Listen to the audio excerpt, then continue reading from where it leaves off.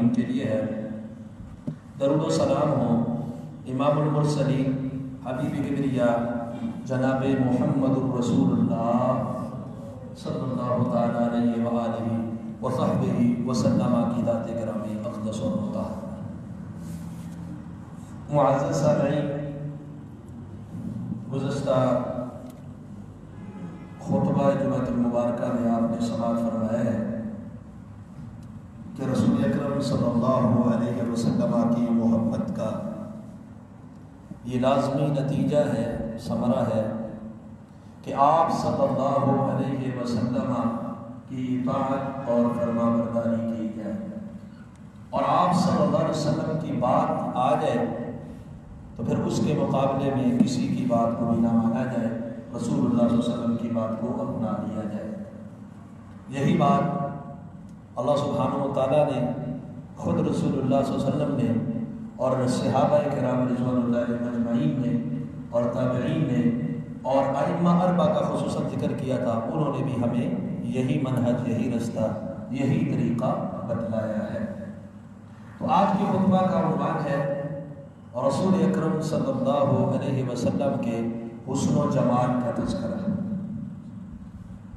کیونکہ بعض لوگ وہ منہجی باتوں کو سننا اتنا زیادہ گوارا نہیں کرتے،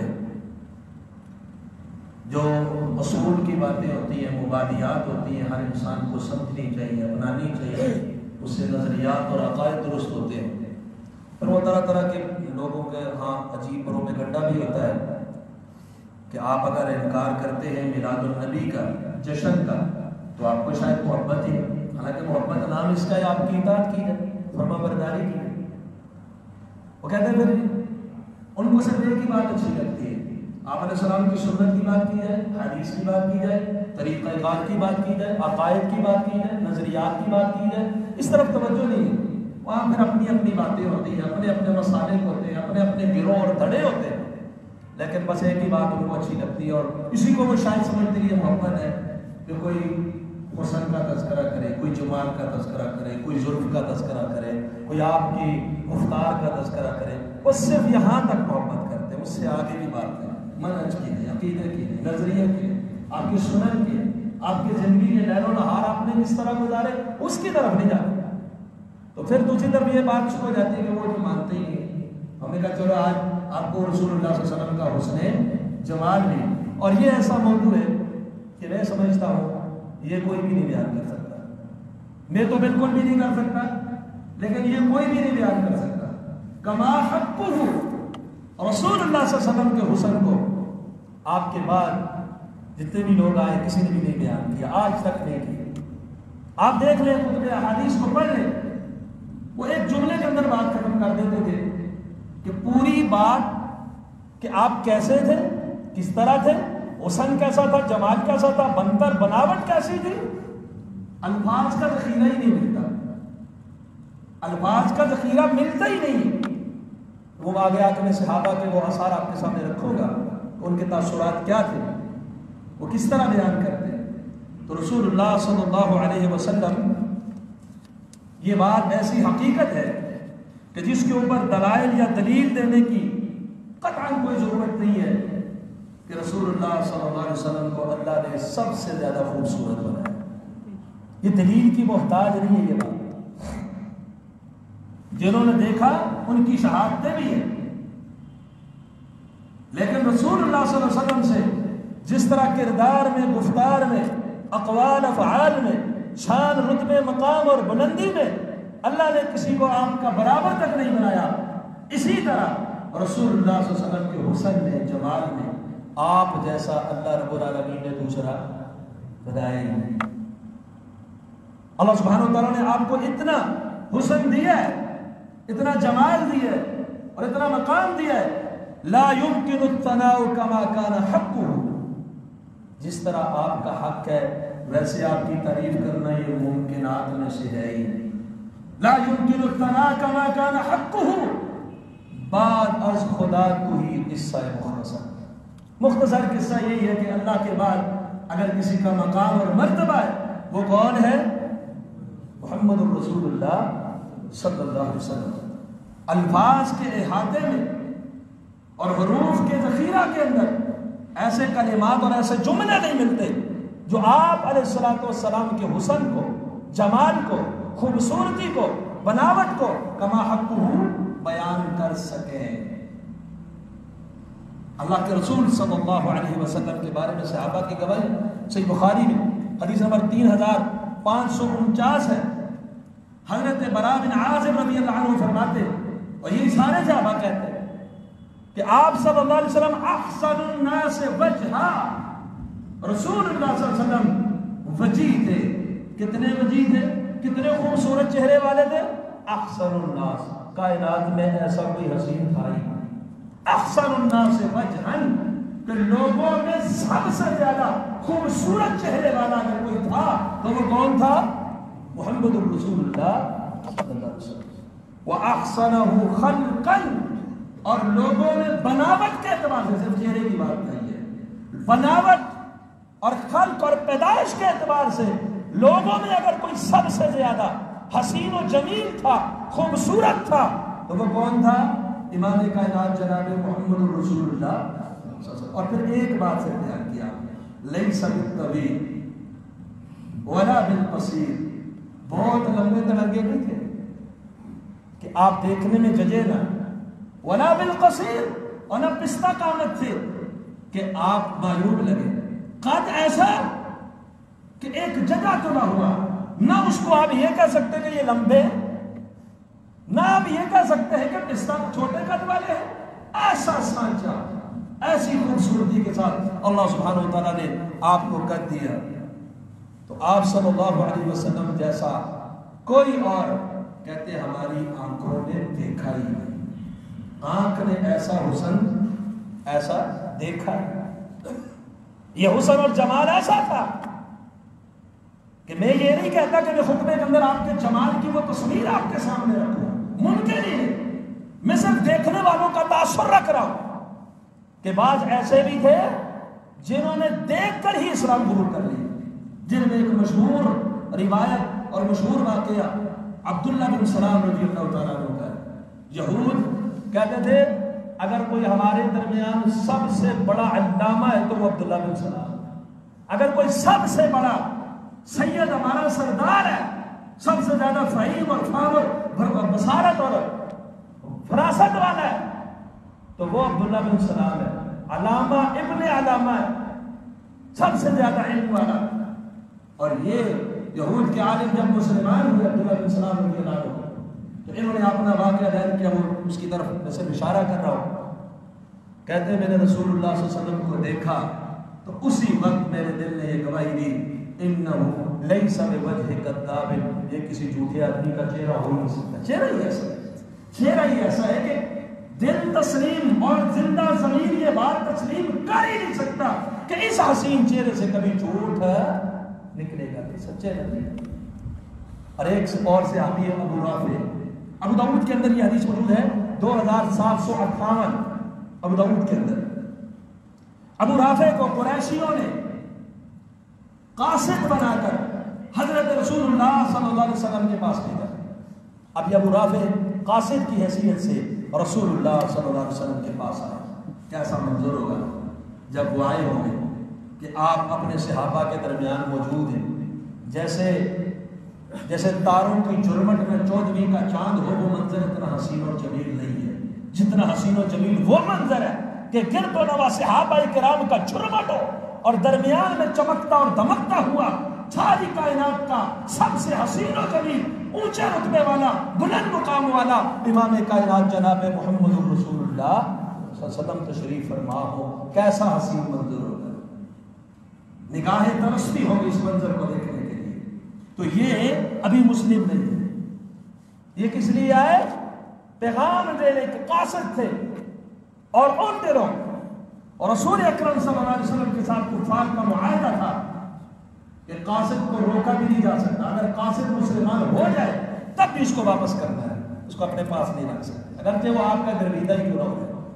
تو یہ قاصد کی حیثیت سے آئے، جب رسول اللہ صلی اللہ علیہ وسلم کا وہ منظر دیکھا، فلما رأيت رسول اللہ صلی اللہ علیہ وسلم القی فی قلبی الاسلام، یہ نہیں کہا کہ میں جب نبی علیہ السلام کے پاس گیا آپ نے مجھے دعوت دی، آپ نے مجھے سمجھایا، میں کوئی اعتراض پیش کیا آپ نے اس کا جواب دے کے میرا دل مطمئن کر دیا، یا آپ نے مجھے توحید کی معرفت اسی وقت سمجھا دی تو مجھے سمجھ آ گئی جو ہم کرتے ہیں وہ غلط ہے، یہ صحیح ہے. ابھی ایسی کوئی بات نہیں ہوئی، ابھی دعوت توحید سنی نہیں ہے، ابھی رسول اللہ صلی اللہ علیہ وسلم کا کوئی خطبہ، کوئی درس، کوئی بات، کوئی نصیحت سماعت نہیں فرمائی. ابھی کیا ہوا؟ فلما رأیت رسول اللہ صلی اللہ علیہ وسلم، جب میرے چہرہ پر انوار کا دیدار کیا، اللہ نے میرے اسلام کے ساتھ میرے سینے کو منور کر دیا، میرے دل میں اللہ نے اسلام کو ڈال دیا. جب دل میں اسلام آیا، لے کے پیغام آیا تھا تو میں نے کہا واللہ لا یرجع الیہم ابدا، اللہ کے رسول بھیجا تو مجھے قریشیوں نے قاصد بنا کے ہے، لیکن اب میں کبھی بھی ان کے پاس واپس نہیں آؤں گا، آیا ہوں تو اب آپ کا ہی ہو گیا، اب میں نے واپس جانا ہے. اللہ کے رسول صلی اللہ علیہ وسلم نے فرمایا کہ ہم کسی قاصد کو نہیں روک سکتے، ہمارا معاہدہ ہے، میں وعدہ نہیں توڑ سکتا، اور کسی قاصد کو قید بھی نہیں کر سکتے، جاؤ پلٹ جاؤ. ہاں ابھی جو تیرے دل کی کیفیت ہے، اگر تیرے دل کی یہی کیفیت رہی تو قاصد بن کے نہیں، پھر سے خود آ جائے. یہی ہوا. ابو رافع دوبارہ گئے وہاں پر، اپنا کام پورا کرنے کے بعد دوبارہ رسول اللہ صلی اللہ علیہ وسلم کی خدمت میں حاضر ہوئے، مسلمان ہوئے. تو یہ اس وقت ایک معاہدہ تھا رسول اللہ علیہ وسلم کا جب انہوں نے واپس کرنا تھا. تو بہرحال جو بات میں کرنا چاہ رہا تھا وہ یہ ہے کہ ابھی آپ کے چہرہ پرانوار کا، رخ زیبا کا صرف دیدار کیا ہے، اللہ نے سینے کو ہی منور کر دیا ہے. صرف دیکھنے سے ہی اللہ رب العالمین نے جو ہے آپ کو اسلام کے نور سے آپ کا دل بھر دیا. عبداللہ بن سلام نے بھی جب دیکھا، دیکھتا ہی دل جو ہے وہ گواہی دینے لگا. اور اس دیکھنے کا بھی بڑا مقام، جیسا کہ ترمذی کی روایت آپ نے کئی بار سنی ہوئی ہے 3858، دیکھنے کا بڑا مقام. وہ کتنے خوش نصیب اور سعادت مند لوگ ہیں کہ اگر ہماری ساری نیکیاں ترازو کے ایک پلے میں ہو، حالت ایمان میں جو ان کی نگاہوں نے چہرہ پرانوار کو جو دیکھا ہے، وہ ایک نیکی، وہ ایک رتبہ، وہ ایک مقام ترازو کے دوسرے پڑھنے میں ہو، ساری زندگی کی نیکیاں آسمانوں کی طرف ہلکی ہو کے اٹھ جائیں گی، وہ نیکی سب پہ بھاری پڑ جائے گی. آپ نے فرمایا لا تمسن نار من رآنی، ترمذی کی حدیث 3858. اور جس نے میرے اس چہرے کو دیکھا، کتنے مقام والا وہ چہرہ ہے، جس چہرے کو دیکھنے والے کا یہ مقام ہے، دیکھنے والے کا مرتبہ یہ ہے، جسے دیکھا جا رہا ہے وہ مقام کیا ہوگا، وہ مرتبہ کیا ہوگا. لا تمسن نار من رآنی، جس نے مجھے دیکھا اسے آگ نہیں چھوئے گی، اسے آگ نہیں چھوئے گی. اور جس نے میرے دیکھنے والے کو دیکھ لیا مسلم ہونے کی حالت میں، لا تمسن نار من رآنی مسلمن، جس نے مسلم ہونے کی حالت میں مجھے دیکھا، یعنی اسی پر اس کی موت بھی ہوئی ہو حالت اسلام کے اوپر، تو اس کو آگ نہیں چھوئے گی، اور میرے دیکھنے والے کو جس نے دیکھا آگ اسے بھی نہیں چھوئے گی. یہ مقام صرف دیکھنے والی نگاہ کا ہے. اور جس چہرے کو دیکھا جا رہا ہے اس کا مقام کیا ہوگا، یہ اندازہ آپ نے خود ہی لگا. سلسلہ صحیحہ شیخ البانی رحمہ اللہ نے اس روایت کو صحیح قرار دیا 2933. امام طبرانی کی المعجم الاوسط کے اندر روایت ہے 477 نمبر حدیث ہے. ام المؤمنین سیدہ عائشہ صدیقہ طاہرہ رضی اللہ تعالی عنہا بیان فرماتی ہیں، ایک آدمی نبی علیہ السلام کے پاس آیا اور اس نے آ کے آپ کے سامنے ایک گزارش رکھی. گزارش کیا ہے، توجہ فرمائیے گا. واللہ انک لاحب الی من نفسی، اللہ کے رسول آپ مجھے اپنی جان سے بھی زیادہ پیارے ہیں، مجھے جو آپ سے محبت ہے نا، محبت، انک لاحب الی من نفسی، میری جان سے زیادہ اگر مجھے کسی چیز سے محبت ہے تو وہ آپ ہے. وانک لاحب الی من اہلی، اللہ کے رسول میرا جتنا آل و عیال ہے اس سے بھی زیادہ اگر مجھے محبت ہے تو وہ آپ سے. وَإِنَّكَ لَأَحَبُّ إِلَيَّ مِنْ وَلَدِي، انسان کی اولاد اس کے جگر گوشہ ہوتی ہے، دل کا ٹکڑا ہوتی ہے، لخت جگر ہوتی ہے. کہا اللہ کے رسول مجھے آپ محبوب ہیں اپنے بیٹی بیٹیوں سے بھی زیادہ، اولاد سے بھی زیادہ. اہل و عیال سے بھی زیادہ اور اپنی جان سے بھی زیادہ مجھے آپ محبوب. لیکن میں جب گھر میں جاتا ہوں، گھر میں ہوتا ہوں، تو اللہ کے رسول وہاں پر میں اپنے اہل و عیال میں ہوتا ہوں. انی لاکون فی البیت فاذکرک فما اصبر حتی آتیک. میں جب اپنے گھر کے اندر ہوتا ہوں مجھ سے صبر نہیں ہوتا. فما اصبر، میں صبر نہیں کر پاتا. حتی آتیک، یہاں تک کہ میں آپ کے پاس آ جاتا ہوں اور آپ کو دیکھ لیتا ہوں. گھر میں مجھے آپ کے بغیر صبر نہیں. اپنے گھر والوں بیوی بچوں میں ہے، لیکن پسند کون ہے؟ محبت کس کی ہے؟ دیکھنا کس کو چاہ رہا ہے؟ رسول اکرم صلی اللہ علیہ وسلم. کہا اب پریشانی یہ ہے کہ یہاں صبر نہیں ہوتا، آپ کے پاس آ جاتا ہوں، لیکن میں جب اپنی موت کو اور آپ کی موت کو یاد کرتا ہوں، فَإِذَا ذَكَرْتُ مَوْتِي وَمَوْتَكَ. یہ محبت کرنے والا تھا کہ نہیں؟ جو کہتا ہے مجھے بیوی بچوں سے نہیں آپ سے زیادہ محبت، جو کہتا ہے مجھے اولاد سے نہیں آپ سے زیادہ محبت، جو کہتا ہے مجھے اپنی جان سے نہیں، زندگی سے نہیں، آپ سے زیادہ محبت ہے، وہ محب تھا کہ نہیں؟ تھا کہ نہیں؟ لیکن کیا کہہ رہا ہے؟ ذکرت موتی و موتک. اپنی موت کو اور آپ کی موت کو میں کیا کرتا ہوں؟ جب یاد کرتا ہوں، یعنی جب میرے خیال میں، میرے تصور میں یہ بات آتی ہے دنیا سے میں بھی چلا جاؤں گا، موت مجھے آئے گی، دنیا سے رسول اللہ صلی اللہ علیہ وسلم بھی چلے جائیں گے، موت انہیں بھی آئے گی. اس حدیث سے پہلے یہاں پر رک کے ایک بات سمجھ لیجیے، محب رسول اللہ صلی اللہ علیہ وسلم کی وفات کا قائل ہوتا ہے کہ نہیں ہوتا؟ ہمارے یہاں تو کہتے ہیں، جو کہتا ہے رسول اللہ صلی اللہ علیہ وسلم فوت ہو گئے وہ گستاخ ہے. کیا یہ گستاخ تھا؟ کیا یہ گستاخ تھا؟ ذکرت موتی و موتک کہنے والا گستاخ تھا کہ وہ ہے؟ آج کے دور کے لوگوں کی ساری محبتیں ترازو کے ایک پلڑے میں رکھیے. جس نے دیدار بھی کیا، کلمہ بھی پڑھا، آپ کے سامنے بیٹھا، آپ کا ہم مجلس، آپ سے گفتگو کرتا ہے، آپ کے پاس آتا جاتا ہے، اس کی محبت کو ترازو کے ایک پلڑے میں رکھیے. سارے جہان کی محبتیں وہ اوپر اٹھ جائیں گی، ہلکی ہو کر اس اکیلے کی محبت سب سے باری پڑ جائے گی. اتنا مہم ہے. لیکن وہ کیا کہتا ہے کہ آپ صلی اللہ علیہ وسلم دنیا سے کیا ہو جائیں گے؟ موت آ جائے گی. آپ کو بھی مجھے بھی آ جائے گی. تو مسئلہ کیا ہے؟ مسئلہ یہ ہے رفعت مع النبیین. اللہ کے حبیب آپ کو جب موت آئے گی، اللہ آپ کو جنت میں داخل کرے گا. جنت میں جیسے آپ کا سب سے زیادہ اونچا مقام ہے، جنت کا جو سب سے اونچا محل ہے، اللہ آپ کو وہ عطا فرمائے گا. آپ بلند ہو جائیں گے، نبی جین کے ساتھ آپ اونچے درجے پہ ہوں گے. اللہ کے رسول وَإِن دَخَلْتُ الْجَنَّةَ خَشِيتُ أَلَّا أَرَاكَ. میں جنت میں چلا گیا، مجھے ڈر لگتا کہ آپ کو دیکھ ہی نہ سکوں، تو پھر آپ کا دیدار نہ کر سکوں، تو پھر خشیت و ڈر لگتا ہے. اللہ اراکا کہ آپ اونچے رتبے میں ہوں گے، میں کسی عام جنت میں ہوں گا، آپ کو کہیں دیکھ ہی نہ پایا. پھر اللہ کے رسول نے جواب نہیں دیا. اللہ نے جبریل امین کو بھیج دیا. حدیث کے الفاظ جبریل وحی لے کر آ گئے.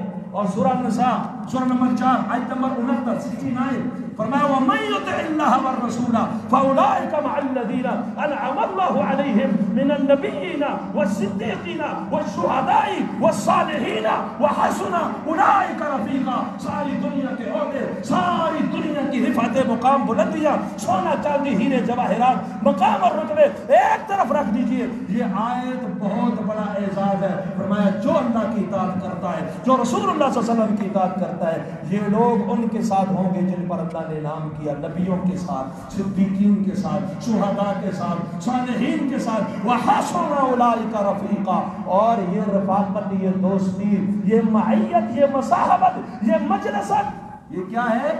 سب سے اچھی ہے، بہت بہترین ہے. تو یہ آیت بشارت دیتی ہے جو یہ ڈر رکھتا ہے کہ میں اللہ کے رسول کا دیدار نہ کر پاؤں گا، اسے اللہ کے رسول کی معیت چاہیے، رفاقت چاہیے، جنت میں ساتھ چاہیے، دیدار چاہیے. کرنا کیا پڑے گا؟ وَمَن يُطِعِ اللَّهَ، اللہ اس کے رسول کی اطاعت کرنی پڑے گی. بگڑے نہیں، کیک نہیں کاٹنے پڑے گا، نعرے نہیں لگانے پڑیں گے، جلسے جلوس کر کے لوگوں کی املاک کو خراب نہیں کرنا پڑے گا. اطاعت کرنی ہے، منہج کو لینا ہے، عقیدے کو لینا ہے، نظریے کو لینا ہے، سنت اور کردار کو لینا ہے.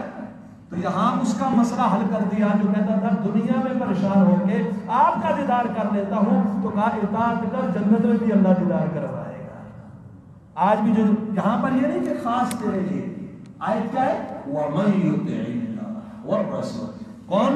جو بھی آپ بھی آپ کے بعد آنے والے بھی، آپ سے پہلے رہنے والے بھی، جو بھی اللہ رسول کے فرما بردار ہوں گے، جتنی اطاعت و فرما برداری اتنا ہی ساتھ، اتنی ہی ماہیت اللہ سبحانہ و تعالیٰ عطا فرما دے۔ تو آپ علیہ الصلوۃ والسلام کا جب یہ عالم تھا کہ دیکھنے والے نے دیکھا تو پریشان ہو گیا، مرنے کے بعد کی بھی سوچنے لگا کہ آپ کو دیکھوں گا نہیں تو گزارا کیسے ہوگا۔ یہ خوبصورت، یہ حسن تھا، یہ جمال تھا۔ اور صحابہ اکرام رضوان اللہ علیہم اجمعین، صحیح بخاری میں حدیث نمبر 3548 ہے، انس بن مالک فرماتے ہیں لیس بالطویل ولا بالقصیر، نہ آپ بہت لمبے تھے نہ آپ بہت پستہ تھے، یعنی آپ درمیانے قد والے، خوبصورتی کے ساتھ۔ اور برا بن عازب 3551 نمبر روایت ہے، آپ اپنے تاثرات بیان کرنا چاہ رہے ہیں کہ آپ کیسے تھے، کیسے تھے؟ جیسا کہ میں نے شروع میں عرض کیا نا، حروف کا ذخیرہ ہے، جملے بن نہیں سکتے، تو ایک ہی بات کہہ رہی ہے، لم ارى شيئا قط احسن منه۔ میں کیا حلیہ بیان کروں کہ میں نے رسول اللہ صلی اللہ علیہ وسلم سے زیادہ خوبصورت کچھ دیکھا ہی نہیں۔ کیا فرما رہے ہیں؟ آپ نے توجہ نہیں کی، غور نہیں کیا جملے پہ، لم ارى شيئا، اور یہ نہیں کہا کہ میں نے نبی کریم صلی اللہ علیہ وسلم جیسا خوبصورت کوئی انسان نہیں دیکھا، یہ نہیں کہا۔ کیا فرمایا؟ لم ارى شيئا، اور میں نے کوئی چیز بھی نہیں دیکھی، کوئی چیز، نہ چاند نہ سورج، نہ سونا نہ چاندی، نہ کوئی انسان، نہ کوئی اور چیز، لم ارى شيئا قط احسن منه، ایسی کوئی چیز میری نگاہوں کے سامنے آئی نہ ہو جو خوبصورتی میں رسول اللہ صلی اللہ علیہ وسلم کے برابر۔ نبی علیہ السلام سے خوبصورت چیز کوئی دیکھی؟ یہ وجہ بیان کر دیا کہ آپ جیسا کوئی دیکھا ہے؟ کچھ ہو تو دیکھے، کچھ ہو تو دیکھے۔ اسی طرح رسول اللہ صلی اللہ علیہ وسلم کے بارے میں صحیح بخاری کے اندر برا بن عازب رضی اللہ عنہ سے روایت ہے، 3552 نمبر حدیث ہے، آپ سے سوال کرنے والے سوال کیا، اکان وجہ رسول اللہ صلی اللہ علیہ وسلم مثل السیف، اور کیا رسول اللہ صلی اللہ علیہ وسلم کا چہرہ پرانوار رخ زیبا یہ تلوار جیسا تھا؟ کہا بل مثل القمر، نہیں بلکہ یہ چاند جیسا تھا، چاند سے بھی زیادہ خوبصورت تھے۔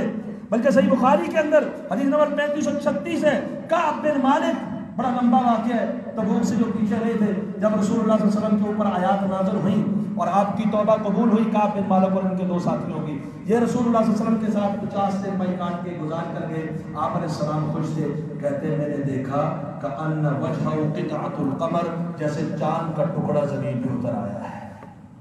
آپ کے چہرہ پرانوار کو دیکھ کے، بلکہ سیدہ عائشہ فرماتی ہے، بخاری کے اندر حدیث ہے، فرماتی ہے میں نے رسول اللہ صلی اللہ علیہ وسلم کو ایک دفعہ خوشی کے عالم میں اپنے حجرہ میں آتے ہوئے دیکھا، آپ کے چہرے کے اندر یہ جو لائن اور لکیر ہوتی ہے اس کی چمک واضح نظر آ رہی ہے، میں نے اس چمک کو دیکھا جو آپ کے چہرے کے اندر ان لکیروں کے اندر ہوتی ہے۔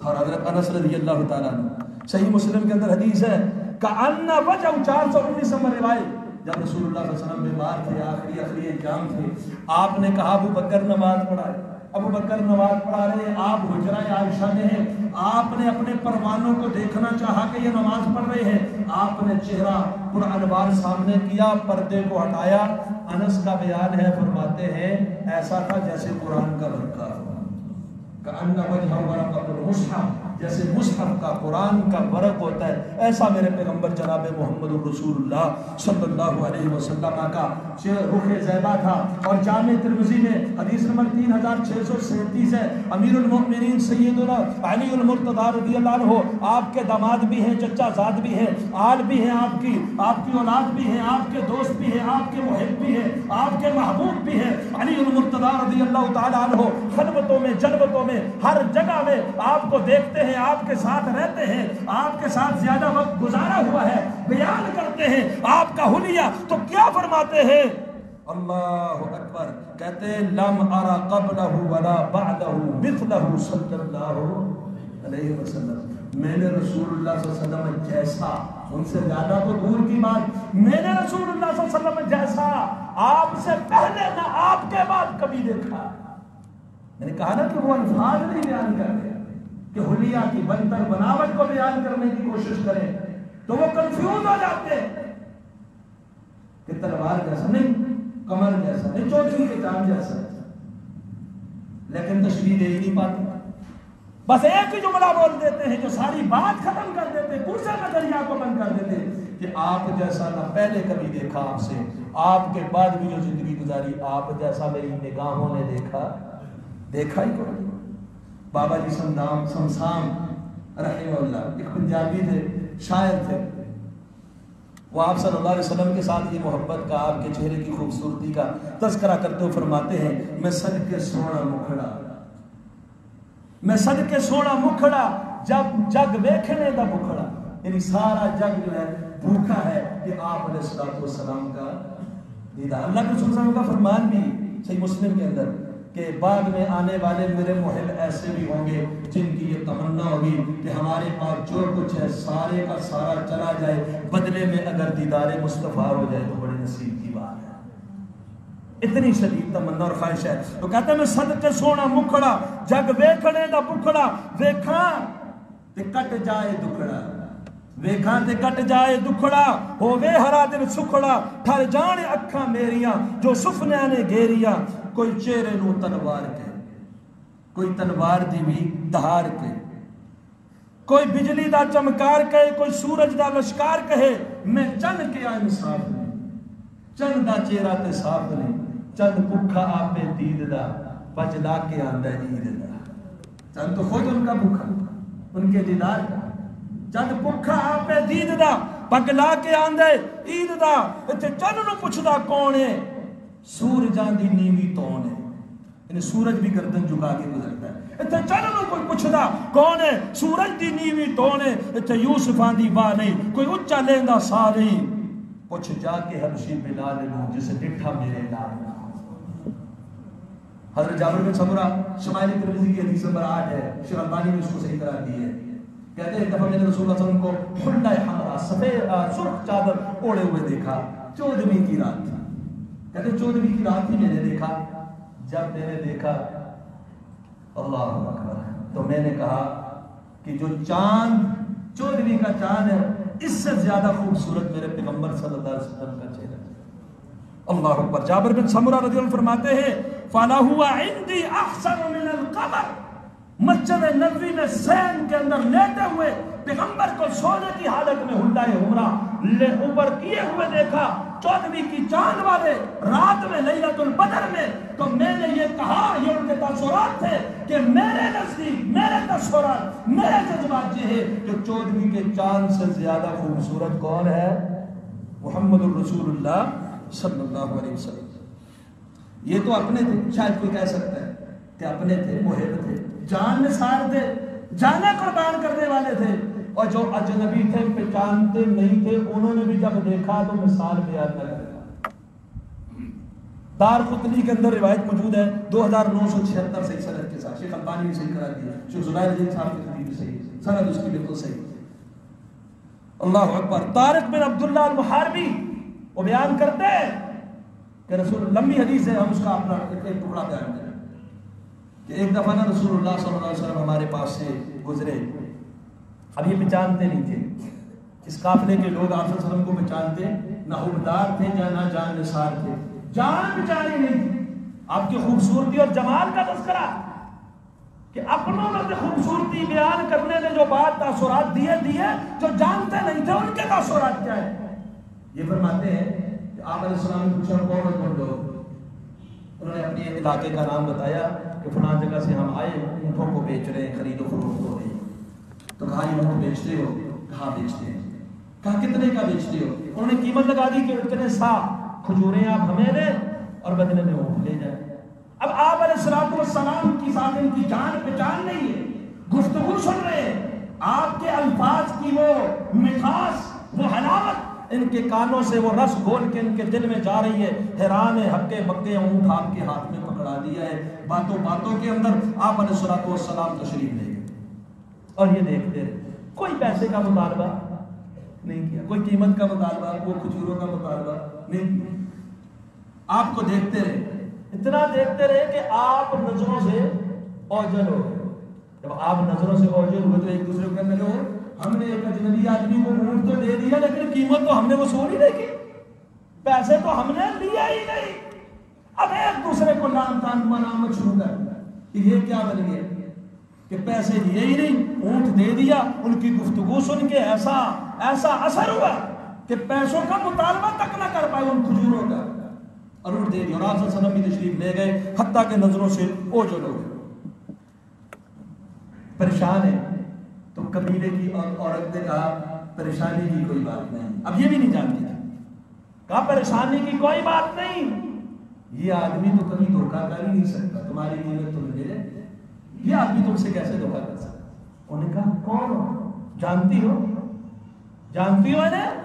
کون ہے؟ کہاں رہتا ہے؟ کس علاقے کا ہے؟ کس قبیلے کا ہے؟ جانتی ہو؟ اب یہ عورت بھی نہیں جانتی۔ اس عورت نے وہاں پر ایک جملہ بولا، کہا ما رأیت وجہ رجل اشبہ بالقمر لیلۃ البدر بالوجہ، آج تک میں نے کسی کا چہرہ نہیں دیکھا جو 14ویں کے چاند سے مشابہ ہو سوائے اس آدمی کے چہرے کے۔ جس آدمی کا چہرہ 14ویں کے چاند سے بھی زیادہ خوبصورت ہو، وہ آدمی کبھی دھوکہ نہیں کر سکتا۔ بالکل بے فکر ہو جاؤ، ما رأیت وجہ رجل اشبہ بالقمر لیلۃ البدر، 14ویں کے چاند جیسا، اور دنیا کے جھوٹے لوگ اپنی کالیشہ محبوبوں کے لیے بھی 14ویں کے چاند کا لفظ استعمال کرتے ہیں۔ یہ جانتی نہیں تھی، تعارف نہیں تھا، پتہ نہیں تھا کون ہے، ان کے لیے اجنبی تھے، لیکن وہ کہنے لگی آج تک ایسا چہرہ نہیں دیکھا جو 14ویں کے چاند کے مشابہ ہو سوائے اس چہرے کے۔ یہ چہرہ 14ویں کے چاند جیسا ہے۔ عام چاند کا بھی ذکر نہیں کیا، لیلۃ البدر بھی بولا کہ 14ویں کا چاند۔ کہتے شام ہوئی تو ایک قاصد آیا اور کہنے لگا قبیلے والوں انا رسول اللہ، میں رسول اللہ صلی اللہ علیہ وسلم کا قاصد ہوں، تمہارے پاس آیا ہوں، اور یہ کھجوریں رہ کے کھاؤ، پھر جب سیر ہو جاؤ اب بتاؤ کتنے سا کھجوریں تھی، کھلانے کے بعد جو قیمت مقرر ہوئی وہ ادا کی تول کے، وہ نام کے ساتھ کے ساتھ جب وہ دے دی تو یہ کہتے ایسا ہمارے اوپر اثر ہوا کہ ہم نے کہا اب اس چہرے کو دیکھنے کے لیے ہمیں مدینے جانے ہیں۔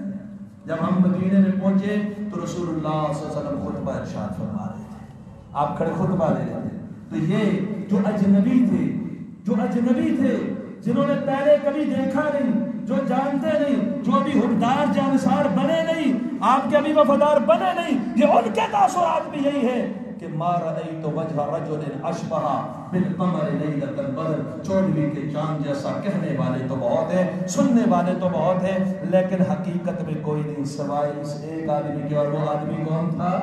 محمد رسول اللہ صلی اللہ علیہ وسلم۔ تو جیسا کہ میں نے کہا لا يمكن الثناء كما كان حقه، آپ کا جیسا حق ہے ویسے آپ کی ثنا ممکن ہی نہیں۔